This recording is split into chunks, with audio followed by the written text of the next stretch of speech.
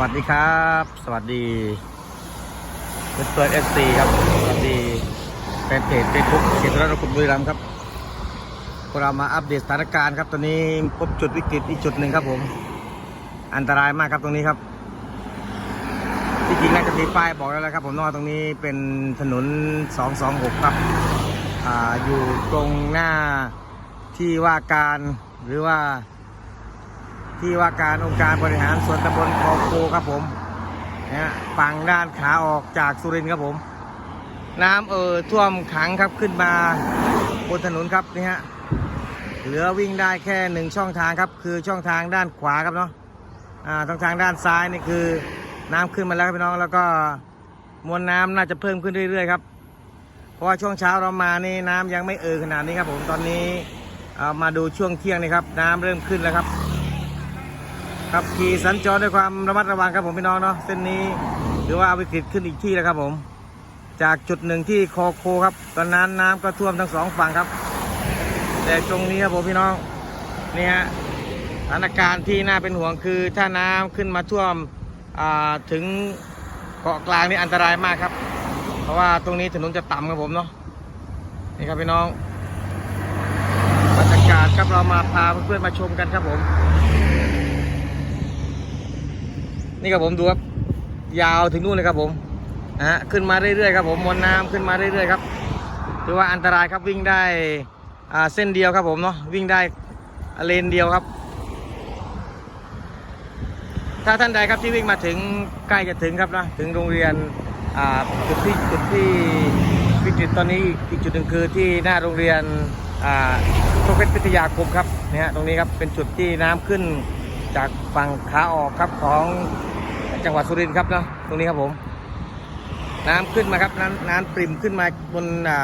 ถนนแล้วครับเริ่มขึ้นมาดันขึ้นมาเรื่อยๆครับผมตอนนี้ครับอันตรายครับผมเนาะเนี่ยอีกสักครู่ผมว่าน่าจะ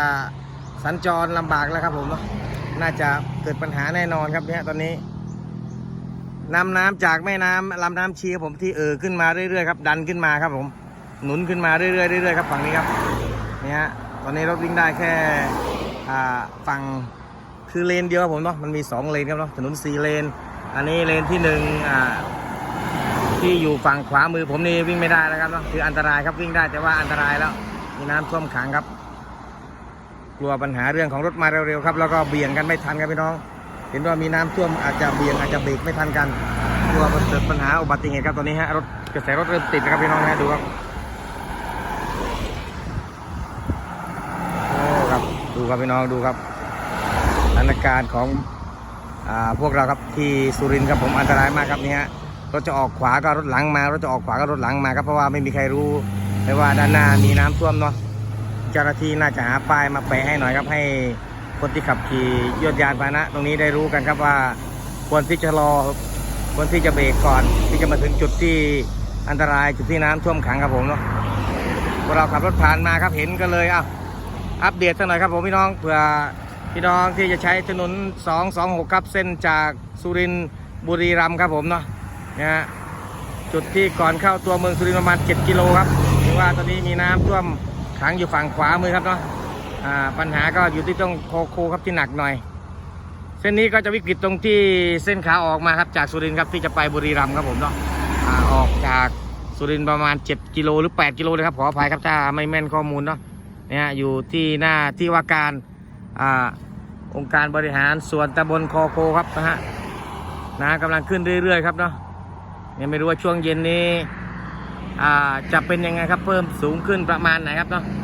ช่วงนี้ประมาณก่อนช่วงเที่ยงครับเรามาอัปเดตให้เห็นกันครับก่อนเนาะให้ระมัดระวังครับผมเนาะมาแล้วต้องระมัดระวังครับชะลอด้วยครับผมเนาะตรงนี้เส้นนี้น้ำเริ่มขึ้นเรื่อยๆครับตรงนี้ถือว่าถนนสูงมากครับแต่ว่าปีนี้น้ำมาแรงเนาะถือว่าตรงนี้เป็นพื้นที่ที่สูงครับถนนที่ทำสูงจากพื้นเนาะขึ้นสูงมากครับยกถนนได้สูงมากครับแต่ว่าตอนนี้ประสบเหตุแล้วครับประสบเรื่องของน้ำไหลท่วมมาถึงครับล้นขึ้นมาครับพี่น้องเราก็อาจจะพูดผิดพูดถูกพี่น้องครับอย่าว่ากันครับเนาะไม่ใช่นักข่าวมืออาชีพครับเราแค่มาบอกข่าวเล่าเรื่องเนาะอัปเดตสถานการณ์ครับ เส้นทางสัญจรของถนน226ครับอันตรายครับวันนี้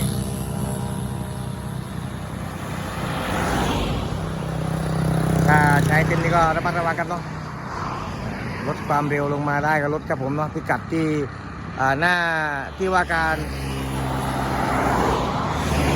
องค์การบริหารส่วนตำบลคอโคครับเนาะหรือว่าหน้าโรงเรียนโชคเพชรพิทยาคมครับนะฮะถนนที่มีน้ำขึ้นมาท่วมได้ครึ่งเนี่ยเนาะนี่ให้ดูครับผมเนาะให้เห็นครับนี่ฮะขึ้นอย่างนี้นะครับอันตรายครับขึ้นอย่างนี้เนาะเพราะว่าไม่มีใครวิ่งลุยน้ำอยู่แล้วเนาะยิ่งรถมาเร็วๆนี่ต้องเบรกกระทันหันครับกลัวมีอันตรายครับกลัวมีอุบัติเหตุจากที่เกิดขึ้นจากการเบรกกระทันหันครับผมเนาะพี่น้องก็ใช้รถด้วยความระมัดระวังครับน้องเราก็อัปเดตเท่าที่ช่วยได้ครับพี่น้องเนาะสถานการณ์น่าเป็นห่วงขึ้นเรื่อยๆครับเนาะสถานการณ์ถือว่าน่าเป็นห่วงครับกับถนนเส้น226ครับผมถ้าตรงนี้ขึ้นสูงนี่อันตรายครับพี่น้องน้ำรถเล็กไม่กล้าไม่สามารถที่จะผ่านมาได้ครับผมนะฮะโอ้โหรถใหญ่ก็ไม่กลัวดูครับโอ้มาแรงช้าครับ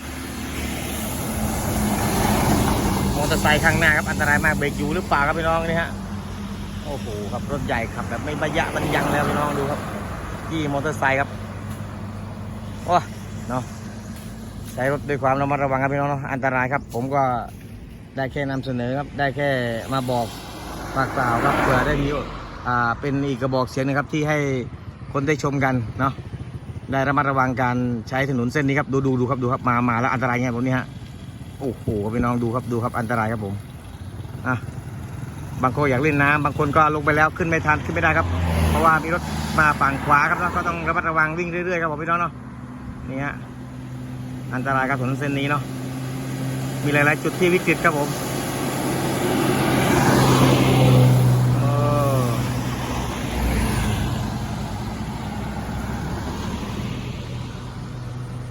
บางคนก็ล้างรถไปเลยครับผมรถสูงก็กล้าล้างหน่อยครับแต่รถเล็กครับพี่น้องอัปเดตสถานการณ์ครับ226ครับผม